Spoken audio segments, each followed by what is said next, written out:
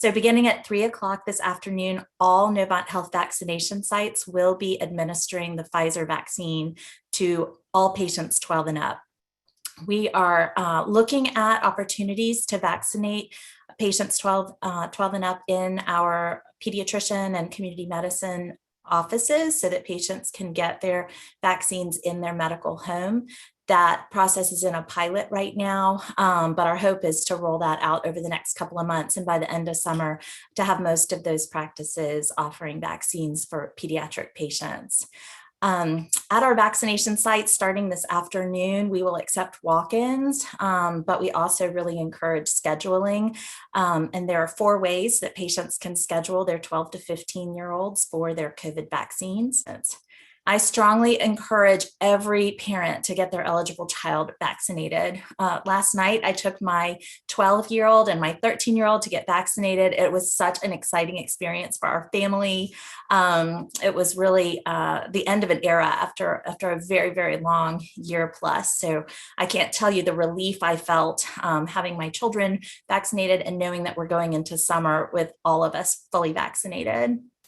So not only does this mean that my family's not at risk of contracting COVID-19, but maybe even more importantly, we're not at risk to spread the virus to others. So if any parent has any concerns about the vaccine, we really encourage you to talk to your pediatrician or to another healthcare provider.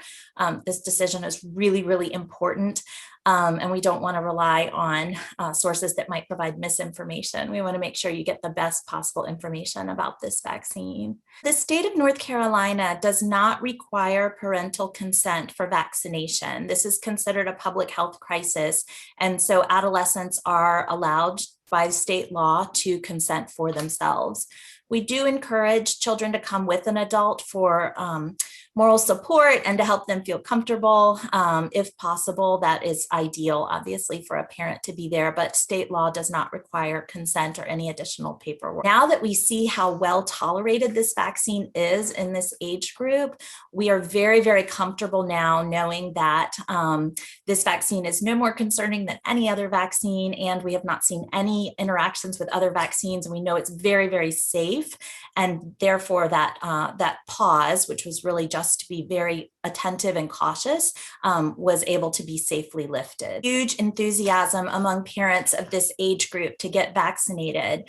As you know, young adolescents and teenagers, social life is incredibly important to them, and it has been really difficult for this population to be isolated, to be separated from their friends, to be restricted from sleepovers and sleepaway camps and indoor activities. And so this population is highly motivated to provide the vaccine to their children so that they can get back to normal activities for their own behavioral health, mental health, and physical health. And I do expect that for the vast majority of patients, they will show up with their parents, which we do encourage.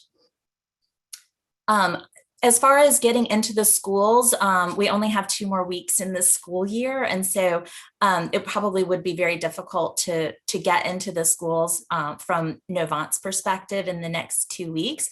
But I definitely think that is something that we need to look at on a community and state level, because I think offering every opportunity to get the vaccine will get us back to normalcy as fast as possible.